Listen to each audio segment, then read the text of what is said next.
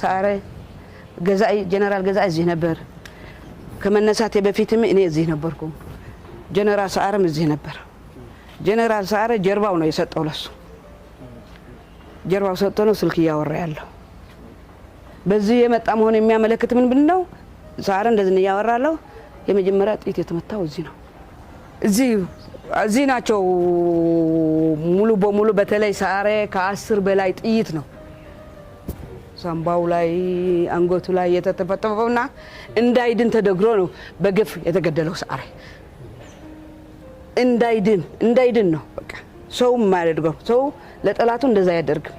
ምን አይነት ጭከናው አረመናው መሆኑ የመሳፍንት የሚባል ልጅ አላቀም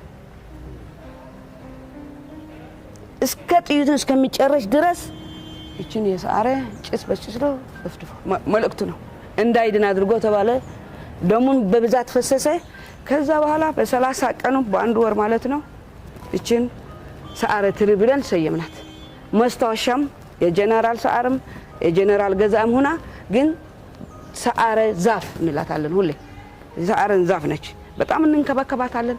ልክ ሳረ ጎናችን ላይ ያድርገን ነው የምንቆጥራል ሁሌ ከሳረ ጋር እንዳለን ነው እናሰውና ለዛ ታሳቢ አድርገን ነው መስታወሻ ያደረግነው ይሄ ነው መታወቅ ያለበት ተራየ ሰው እንዳልከው ቅድም አንዴ ብራንዳ ነው የተገደሉ ይላል አንዴ ቤት ውስጥ ነው የተገደሉ ይላል አንዴ በሌላ የተገደሉ ይላል እነቷን ግን እዚህ ጋር ቁጭ ብሎ የሚወዳት ግቡን የለማት ግቡን እዚህ ላይ ቁጭ ብሎ ያማራ የነበረው ሁኔታ ለመስተካከል የራሱን ወጥመት ሳያቅ ማንንም አማራር አሁን እንዳይሞት ወደ ህዝብ እንዳያስፋፋ ብሎ ስራውን እየሰራ ነው በግፍ የገደሉት ሳረ ይሄ ነው